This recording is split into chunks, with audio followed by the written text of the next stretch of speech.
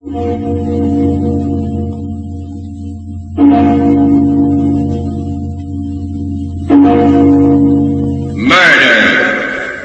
at midnight.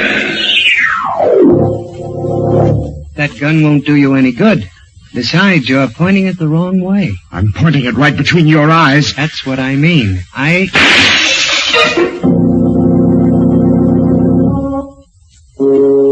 Midnight. The witching hour when the night is darkest.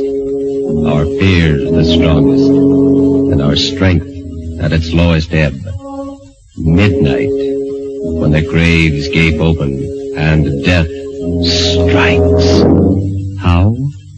You'll learn the answer in just a minute in Wherever I Go.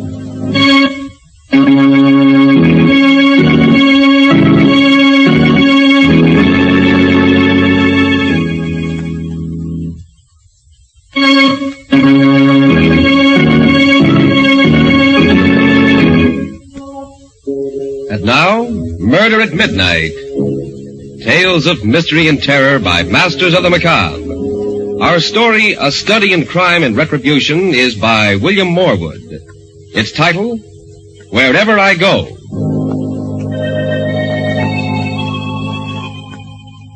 The music room of an old country mansion. Seated at the piano, playing with the skill of an accomplished musician, is Gordon Ormsby. Engrossed in what he is doing, he is not aware his wife, Ellen, has come in until... For goodness sakes, Gordon, when are you going to stop that pounding? What? Well, I thought you enjoyed music, my dear. I do when it's well played. Oh, don't be childish. You might have a little consideration for my headache. You and your headaches. There's nothing whatever wrong with you. The doctors have as good as told you that. It's all in your mind. The affectation of a silly rich woman. Lucky for you I am rich. Or where would you be now? Someplace where I'd amount to something. I had talents when I married you, Ellen. I could have been a great musician, or a great painter, or a writer. You were what you are now, what you always will be.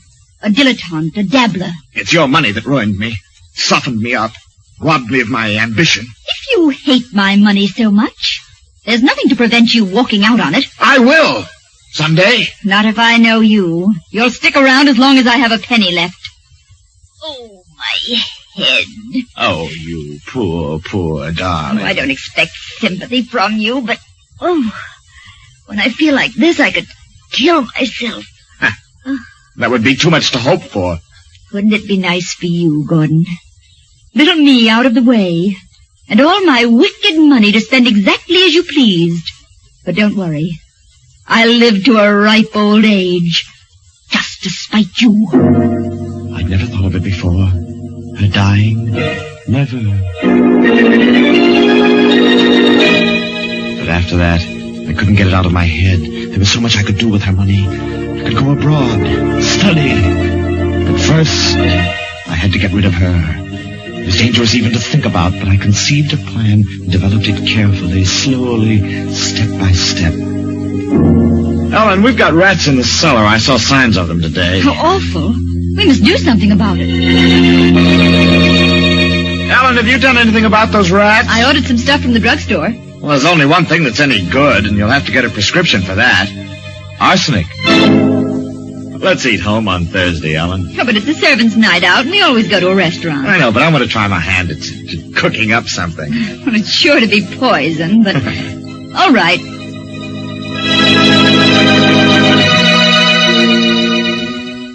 We ate dinner at home on Thursday, the two of us alone together. Afterwards, Ellen complained of a headache and went up to her room. I followed a little later. This is a surprise. I brought you a cup of cocoa, my dear. I'll put you to sleep. That's suspiciously thoughtful of you, Gordon. I'm afraid it's still too hot to drink. I'll put it down here. What have you done to your hand? What? It's all bandaged up. Oh, I scalded it in the kitchen. It's a nuisance, too. I wanted to write tonight. What are you working on now, Shakespeare? Your memoirs? No, dear. I don't expect to die for a while yet. No, it's a story about a girl suffering from an incurable disease who commits suicide. Sounds morbid to me. Oh, but it's not. I'm making it very tender and beautiful. As a matter of fact, I did mean to write the death scene tonight. With this hand, Say, Ellen, would you help me out? How? Well, I've got the girl's suicide note all set in my mind, but I can't write with this. Would you write it down while I dictate it? Oh, do it yourself tomorrow. Oh, please. It'll only take a minute. Please. Oh, all right. Where's some paper? Here. But that's my very best stationery. I hate to waste it. It won't be wasted. Ready? Yes. Here goes. It's, I can't stand the pain any longer. Nobody knows how much I've suffered. Death will be peaceful compared to this. Wait a minute. What? What's wrong? You're going too fast. Oh. Death will be... What? Peaceful compared to this. Forgive me for what I'm doing, but this is the only way out. Signed, Yes? Ellen. What? I named her that, dear, because she reminded me of you, so noble in her suffering. I thought you'd be pleased. Well, I'm not. You'll have to think of some other name. All right. Jane. Jane? You remember Jane Turner, the girl I was going with when I met you? I don't think she'd mind. But I would. There. It's signed... Ellen. Thank you, my dear. You don't know how much this means to me. Oh, my head's splitting. Oh, I'm sorry. Cocoa? Drink it. That should end your headache. Drink it, Ellen. Tastes queer. Well, I couldn't find the sugar, so I sweetened it with maple syrup. Well, I don't suppose it'll kill me. Drink it all. Drink it all. There. Oh. What's the matter? Oh, the pain. Gordon, do something. Why are you... It won't be long now, Ellen. You mean that arsenic you bought for the rats. You're mad. They'll hang you for this. No, Ellen. Oh, no. You have left a note behind. It's a clear case of suicide. I was shaking all over.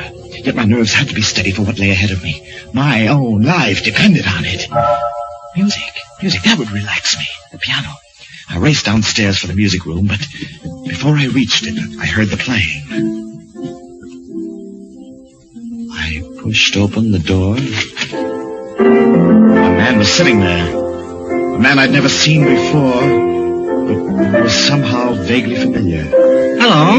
Who are you? Don't you know? Well, of course not. What are you doing here? There was nobody at the piano. I didn't think you'd mind. Well, I do mind. How'd you get in? The door's locked. Is it? I didn't notice. Breaking and entering, huh? I've got a good mind to call the police. I'm sorry you're so suspicious.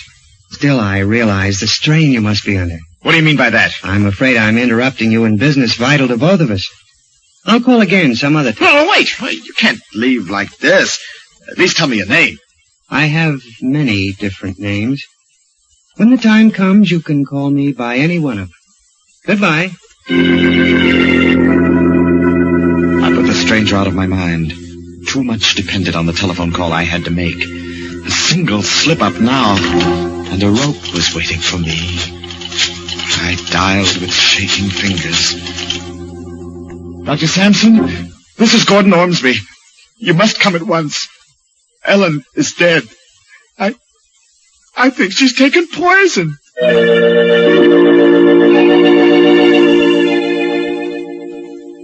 It worked out, just as I'd planned, just as I'd hoped it would.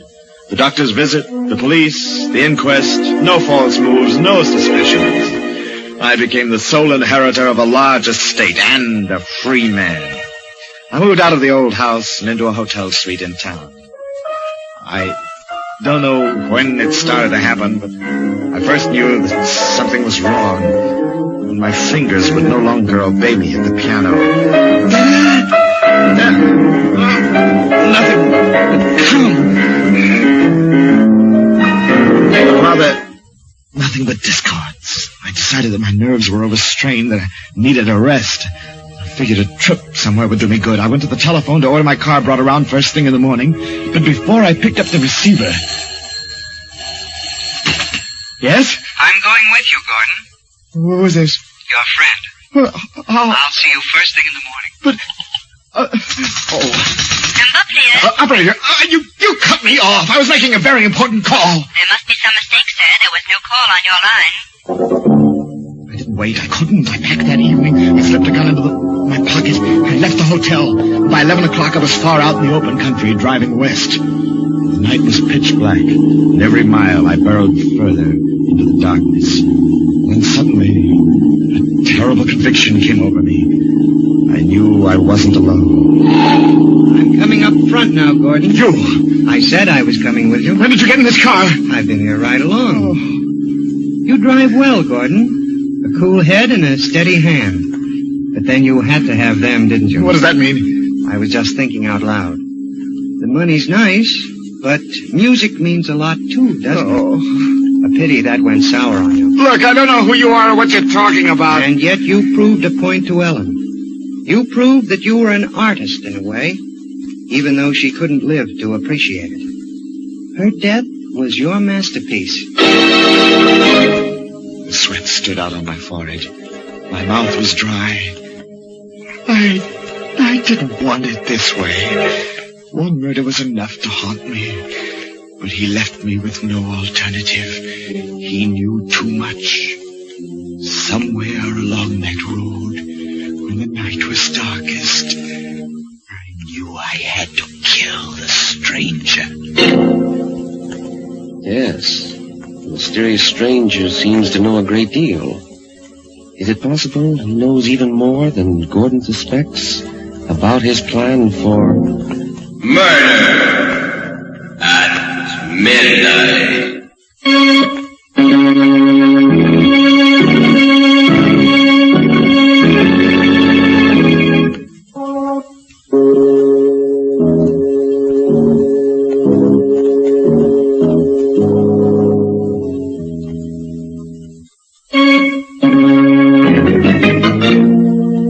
Here is Gordon Ormsby to continue our story.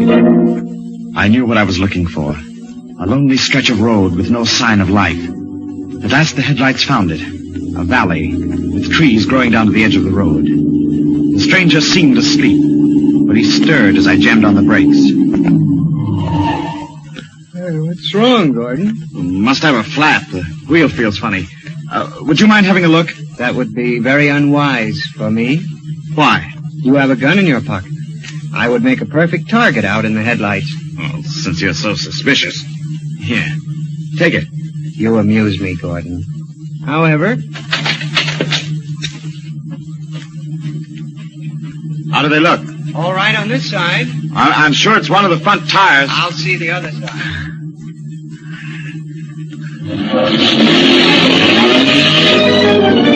Got him. I got him. He was standing squarely in front of the radiator when I got him. Just to make sure, I backed the car over his body. I dragged him across the ditch and into the woods. I dug a shallow grave with a tire iron, hacking in among the roots and the rocks. And then I covered him over. I got back into the car. I needed a drink. And when I came to a juke joint along the highway, I stopped.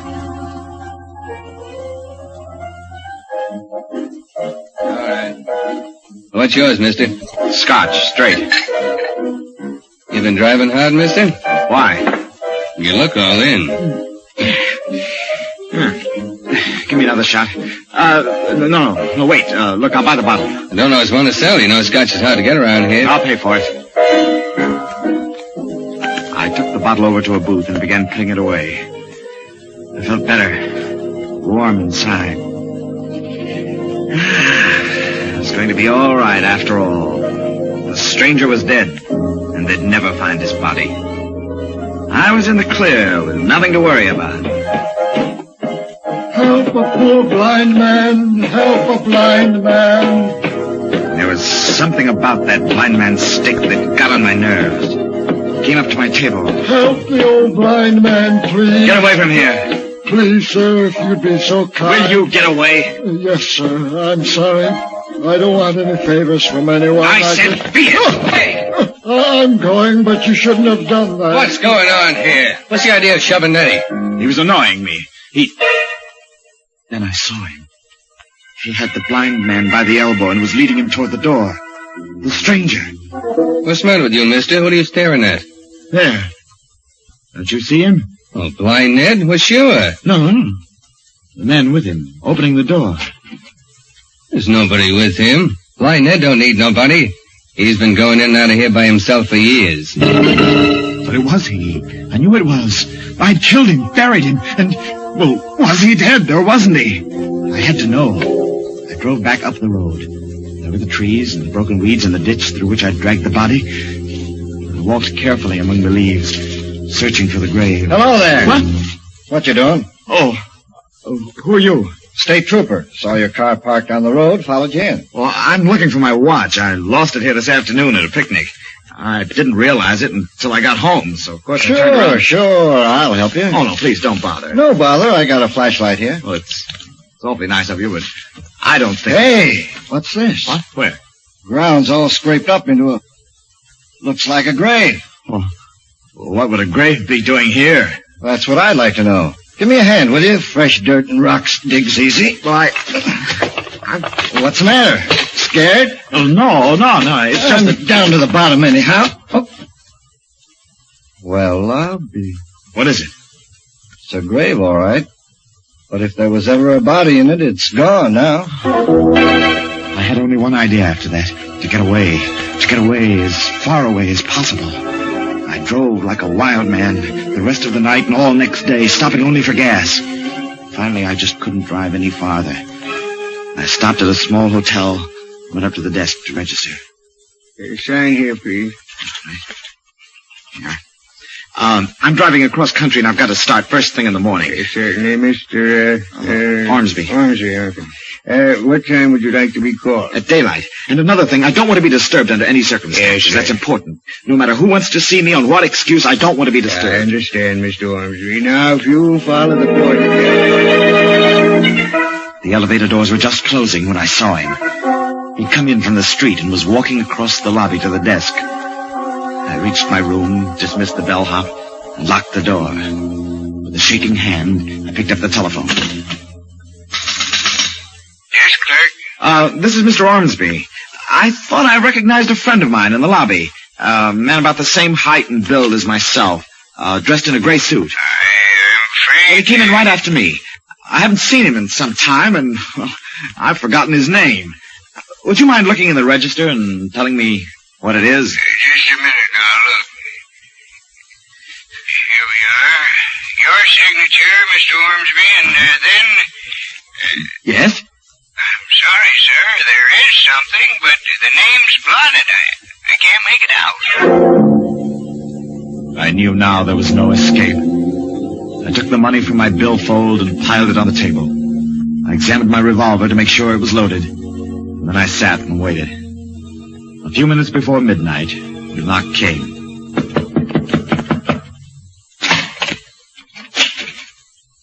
Come in. Hello.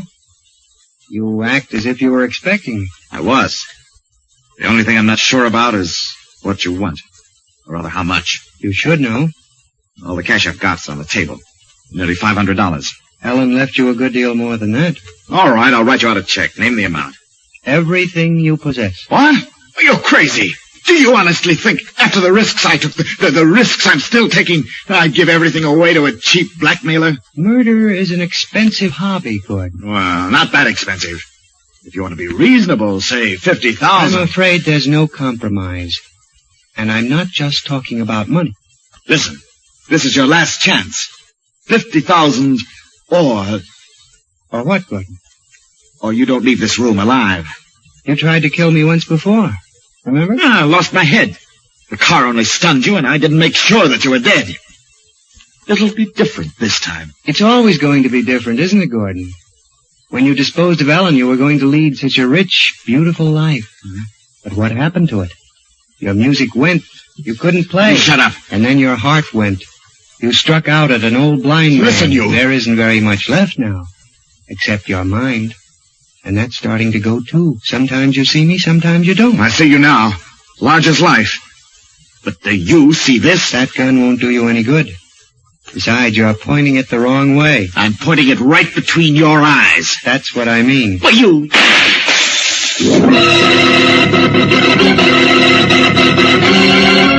He was gone. Yes, gone. Nowhere in the room. Then I heard the rapping at the door. In a daze, mechanically, I opened it. Anything wrong, mister? What? Who are you? The house detective. I thought I Oh, heard... you must have seen him. He must have run past you in the corridor. Who? The stranger, the man who was in my room. Oh, I did... Hey, be careful of that gun. Well, I had to shoot him. He was threatening me. He was standing over there when I let him have it. Oh, yeah? What did he look like? He was about my height and build and wearing a gray suit. Like the one you're wearing? Hmm? Oh, yes. I thought so. Look, At what? the mirror. You shot at your own reflection. You mean... Now do you know who I am, Gordon? There, didn't you hear him? Hear what? What are you talking about? No. No, you wouldn't hear. Only I would. And now I do know who and what he is. I know why I couldn't escape him. Here, take this gun. I won't give myself up. Give yourself up. My name is Gordon Ormsby. I killed my wife. I poisoned her. I made it look like suicide, and there never was any trial. Oh, I get it. It Sure, was a perfect sure. crime. At least I thought it was a perfect crime until he came into the picture. Now, don't you worry about it one bit, Mr. Ormsby. You just Wait a come minute. along with Wait me. a minute. You think I'm making it up? That I'm crazy, don't you? No, You do no. think so. But it's true. Every word of it. Sure, I got a good friend who's a doctor. You tell him what Doctor. the... No, he won't believe me either. Nobody will believe me. They'll all think that I'm mad. And, don't you see? That's why I have to give myself up. Because that's the only way I can get away from him. If you hang me. But if you don't... They won't, Gordon. They'll put you away. And wherever you go, I'll be there too. Remember that? Wherever you go.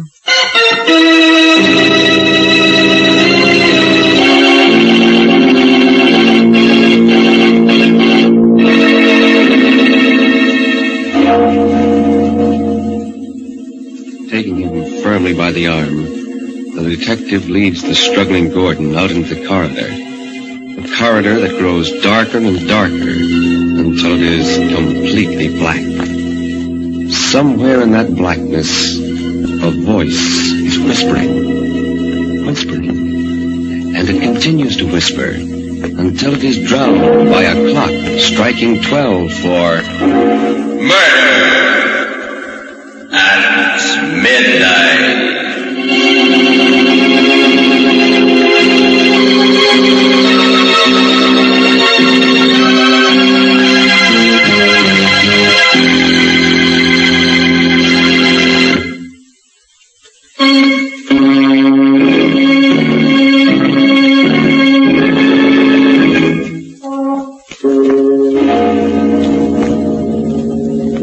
Remember to be with us again when death whispers softly in the night and the clocks strike 12 for Murder at midnight.